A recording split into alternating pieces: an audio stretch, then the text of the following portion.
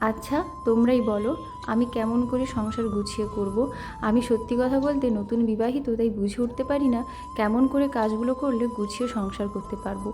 কিন্তু সত্যি কথা, আমার সংসার গুছিয়ে করার খুবই ইচ্ছে। আর যতটা চেষ্টা করি, যতটা পারি চেষ্টা করি গুছিয়ে করার জন্য। কিন্তু তোমরা যেহেতু আমার থেকে অনেকেই বড় আছো এবং সংসারে অনেক দিন কাটিয়েছো, তাই তোমরাই আমাকে এক্সপিরিয়েন্স দিয়ে বলো আমি সংসার কীভাবে গুছিয়ে করব।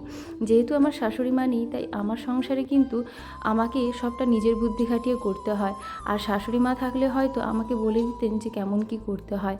সত্যি কথা বলতে আমি এই জায়গা থেকে একটু অসহায়ই রয়েছি, কারণ আমার শাশুড়ি মা শুনেছি নাকি খুব ভালো মানুষ ছিলেন।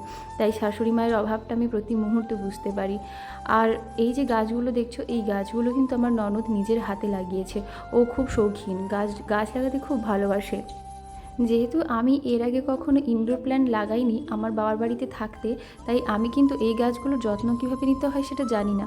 তবে যতটুকু মনে হয় হালকা একটু জল দিলে এই গাছগুলো সুন্দর বেঁচে থাকে। তবে আমি দেই, মাঝে মধ্যে জল দেই।